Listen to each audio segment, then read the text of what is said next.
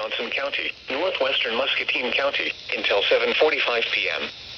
At 7:12 p.m., a severe thunderstorm capable of producing a tornado was located near West Branch, moving east at 25 miles an hour. Expected hazards include tornado.